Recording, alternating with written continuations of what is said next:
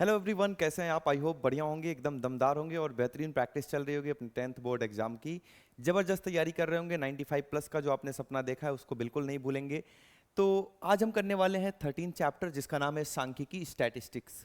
इसमें जितने भी इंपॉर्टेंट फॉर्मूलेज हैं आपके लिए, जो भी आपको जानना जरूरी है, जो अभी आपको याद करना जरूरी है, वो सब कुछ हम आज की क्लास में देख रहे होंगे। तो आइए बिना देर किए इसको स्टार्ट करते हैं, क्योंकि टाइम ना आपके पास ज़्यादा है ना मेरे पास ज़्यादा है। तो जल्दी से इसको स्टार्ट करेंगे और बात करेंगे। सबसे पहला जो फॉर्मूला अपना आता है, पहले ये बता देना चाहता हूं मैं कि इसमें तीन चीजें हमें पढ़नी है। फर्स्ट वन इज माध्य, सेकंड इज बहुलक, बहुलक, और थर्ड कौन सा पढ़ना हमें? थर्ड पढ़ना भाई हमें माध्यक। ये बात तो सबको पता होगी कि ये तीन बातें हमें 10th क्लास में पढ़ाई जाती हैं। अब इन तीनों का फॉर्मूला है। सबसे पहले अगर माध्य के फॉर्मूले की मैं बात करता हूं, माध्य में तीन फॉर्मूले आते हैं, मतलब तीन विधियां आती हैं माध्य को सॉल्व करने की। तीनों विधि में से किसी भी विधि से आप निकालेंगे तो आंसर सही आएगा।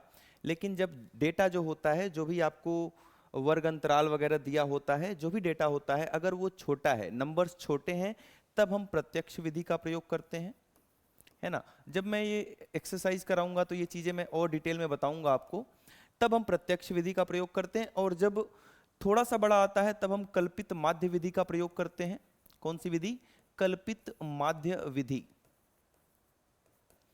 और जब थर्ड नंबर की बात आती है तो वो होता है पग विचलन विधि, स्टेप डेविएशन मेथड, पग विचलन विधि। सेकंड वाले को इंग्लिश में क्या बोलते हैं? इसको बोलते हैं हम एज्यूम्ड मीन मेथड। कौन से method?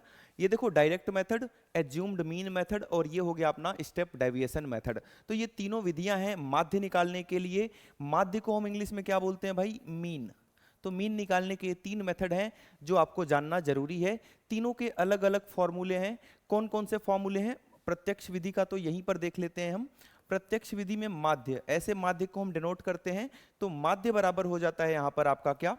Sigma F I x I divided by sigma F आई। ये सिंपल सा फॉर्मूला है प्रत्यक्ष विधि का।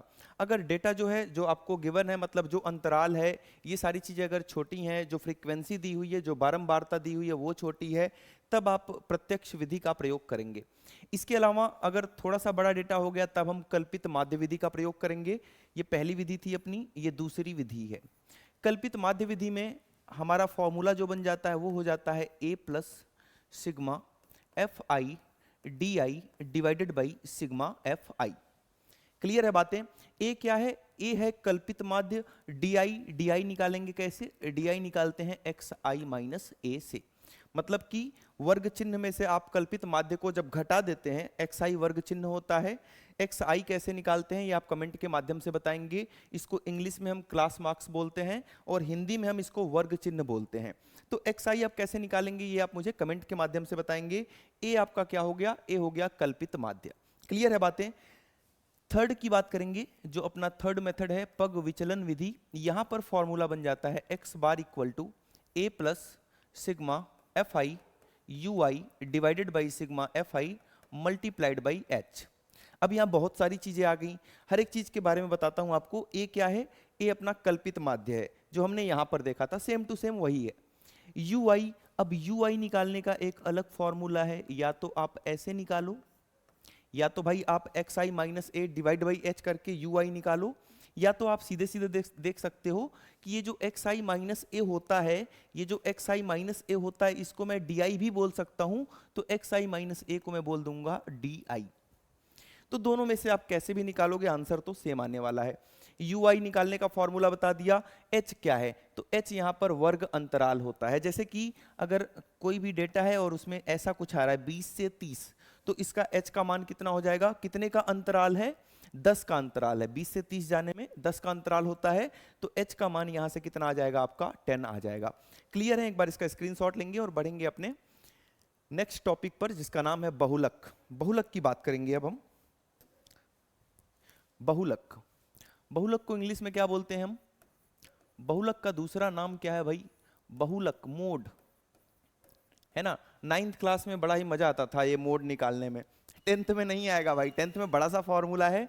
9th में क्या होता था कि जिसकी फ्रीक्वेंसी बार बार आ रही है, जैसे बहुत सारे डेटा लिखे हुए हैं 3 2 3 5 3 7 8 9 3, तो यहाँ पर बहुलक क्या हो गया, बहुलक 3 हो गया, मजा आ गया, 1-2 नंबर मिल गया फ्री का। यही चाहते हो ना मैथ्स में? ऐसा नहीं होता, ऐसा नहीं होता है ना, और ऐसा होता है तो मजा आ जाता है हमें।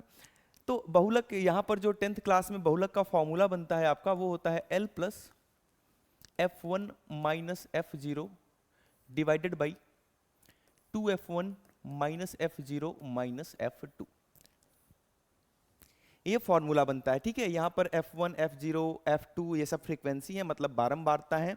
L जो है अपना मॉडल क्लास है ना। ये सब चीज़ें क्या होती हैं, जब आपको मैं क्वेश्चन के माध्यम से समझाऊंगा, जब आपको प्रश्नावली कराऊंगा, बोर्ड में आए हुए क्वेश्चंस कराऊंगा, तब मैं इसको पूरा एक्सप्लेन करूंगा कि L कैसे निकालते हैं, F1 कैसे निकालते हैं, F0 कैसे निकालते हैं, ये सारी चीज़ें।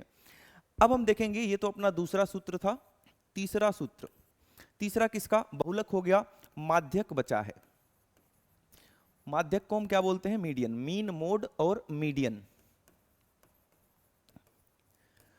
माध्यक का फॉर्मूला होता है L plus n/2 minus CF divided by F into H। L वही हो गया जो ऊपर था, n सम ऑफ फ्रीक्वेंसी, मतलब बारंबारताओं का जो भी बारंबारता है सबका योगफल निकालेंगे आप, सभी फ्रीक्वेंसी का योगफल निकालेंगे, n आ जाएगा। CF क्या होता है? ये होता है cumulative frequency. Cumulative frequency Hindi में क्या बोलते हैं अभी मैं भूल चुका हूँ, क्यूमुलेटिव फ्रीक्वेंसी को, उसको देखकर बताऊंगा। याद आ गया मुझे, याद आ गया भाई, संचयी बारंबारता। क्या होता है ये? संचयी बारंबारता। कभी कभी कोई टर्म्स दिमाग से ऐसे स्लिप कर जाती हैं, फिर याद नहीं आती हैं। आप लोगों के साथ भी ऐसा होता होगा, मतलब वो चीजें हमें आती हैं लेकिन उस टाइम याद नहीं आती हैं, भूल जाता है। F अपना बारंबारता हो गया, H वही हो गया वर्ग अंतराल। यहाँ H नहीं लगाया, लगा लो भाई, यही गलती नहीं करनी है एग्जाम में, यही गलती एग्जाम में नहीं करनी है, यही नंबर चला जाता है आपका। एक और फॉर्मूला है जहां से कभी कभी क्वेश्चंस देखने को मिले हैं, या तो बहुविकल्पीय में देखने को मिले हैं। इस फॉर्मूले से 1 या 2 नंबर का क्वेश्चन एग्जाम में अक्सर पूछा जाता है। आइए देखते हैं क्या है ये और कैसे याद करेंगे। सबसे लास्ट में क्या पढ़ा हमने? माध्यक लिख लो। इसके पहले हमने क्या पढ़ा था? बहुलक लिख लो। और सबसे पहले क्या पढ़ा था? माध्य, लिख लिया। इसको दे दो 3 नंबर और इसको दे दो 2 नंबर, ये होता है फॉर्मूला। ऐसे क्यों बताया, सीधे सीधे क्यों नहीं लिख दिया? जिससे कि आपको याद रहे, ऐसे याद रखना है जैसे मैंने बताया। तो ये सभी स्टैटिस्टिक्स, मतलब कि इस चैप्टर से, सांख्यिकी चैप्टर से रिलेटेड जितने भी आपके इंपॉर्टेंट फॉर्मूले हैं वो मैंने करा दिया, तो इसको बिल्कुल बढ़िया से याद रखेंगे। आज के लिए इतना ही था, मिलते हैं अगली क्लास में। Thank you so much.